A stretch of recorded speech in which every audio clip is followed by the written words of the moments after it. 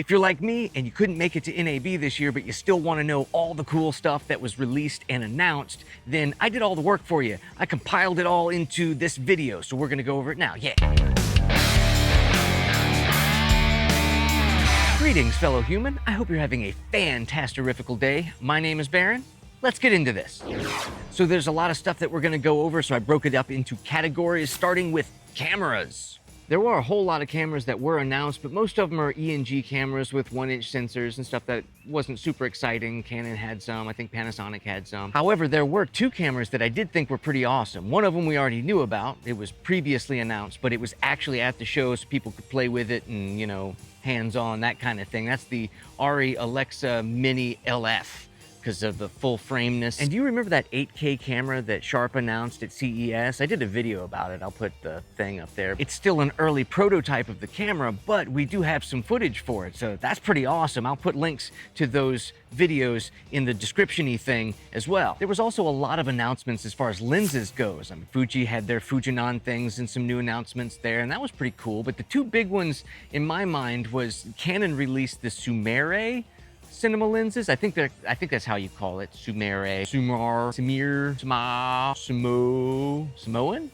They're not Samoan. Now these are high-end cinema lenses, so they're not cheap. They're about $7,500 per lens, which is, you know, not something you would buy. It's something you would rent, but it looks super interesting. The other cinema lenses that I thought were super interesting were actually only $3,500, quite a bit cheaper than the Canons. These are from Spirit Labs. I've never even heard of these guys, but they look pretty cool. These lenses actually have an interchangeable mount, and I think they're user interchangeable, so that's kind of cool. And of course, there's always a ton of announcements for new kind of camera support systems, you know, like shoulder rigs. There was a few of those. And of course, you have your gimbals. Everybody, you know, has to show off their newest gimbal. There's like thousands of them now. But there was one thing that was definitely more interesting than anything else, because it's new. It's a new form factor. It's neat. And it actually comes from one of those gimbal companies, which is weird because it's not a gimbal. Gudson Moza or Mozwa or Gudson or Gut.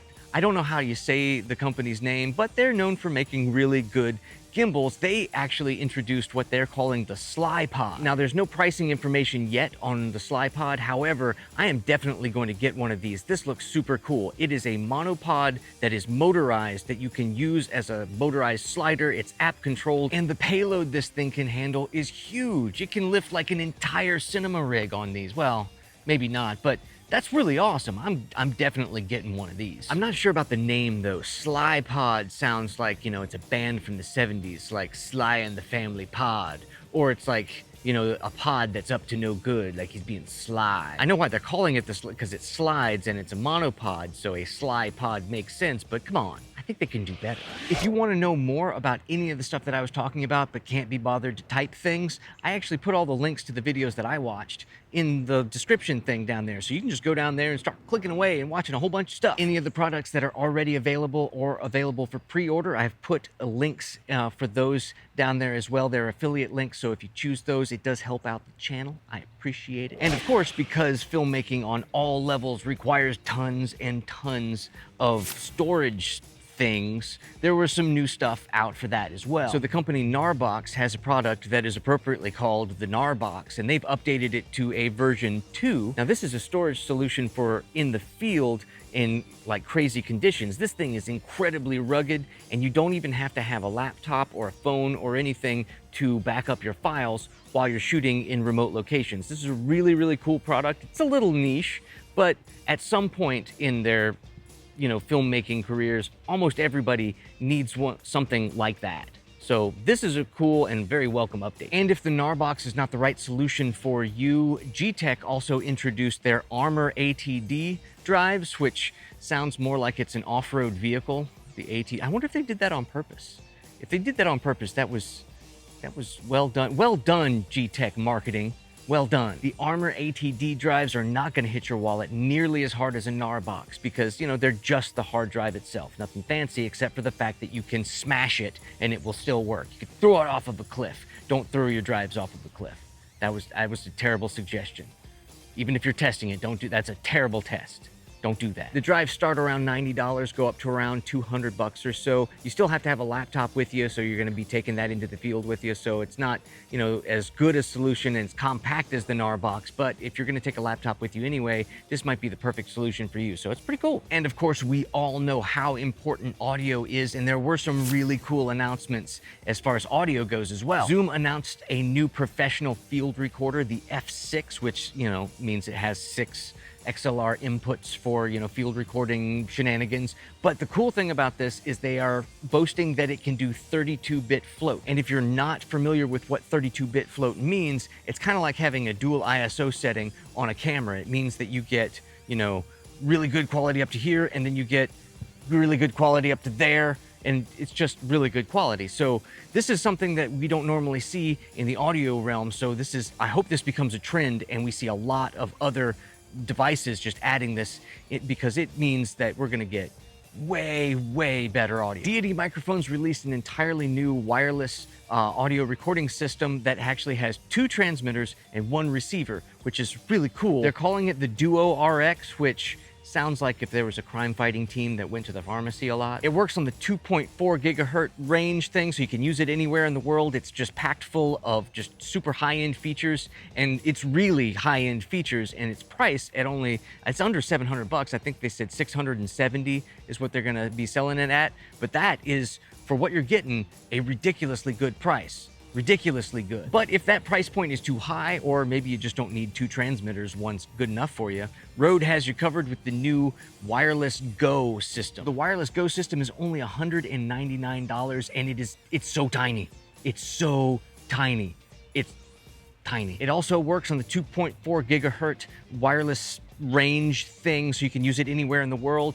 And if it works anything like their Filmmaker kit, which I have been using the wireless Rode Link system for years. This thing is, look how big that is, but I've been using this for years. It's been incredibly reliable. So if they can have this kind of reliability and sound quality in a tiny little thing, I'm gonna buy one. And I'm actually gonna put in my pre-order right now. I'm doing it. There we go, done. Yeah. There was also a ton of lights announced, and you know, most of them are like for super big productions and stuff. They actually had an LED light that I think it was by Mueller or whatever that company. It was huge. But to me, most of the exciting announcements as far as lighting goes all came from Aperture. The Aperture RC is a little tiny light bulb thing they're going to be selling for about $80. That it's completely like color temperature controlled. It's RGB. You can control it with a wireless thing. You can match. You can use an app. You can take a picture of a color and it will match that color on.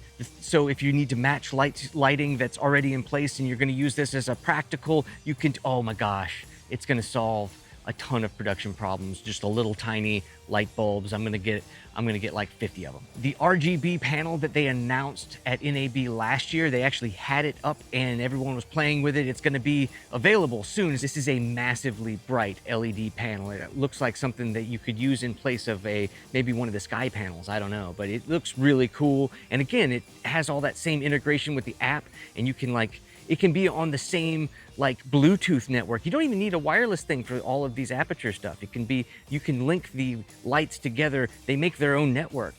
I mean, yeah. And Aperture was also showing off the 300D Mark II. You know, it's 20% brighter. It's got longer cable runs and stuff, and the controller, they basically did some tweaks so that you don't have to like hang it on the light stand all weird, and it's safer and easier to rig now. But more importantly, it's 20% brighter. They also introduced the MC, which is like the little credit card sized lights. That is the RGB version. It's also wirelessly controlled, and you can do it. They're all the lights, the little ones, the big ones. You can fit them all together in a big giant network of light awesomeness. Aperture also had some super cool modifiers that they were showing off. They have a new spotlight attachment that you can stick onto the 120D or the new 300D if you want, and you can like super get in with it's got a super cool focusing lens and things you could draw.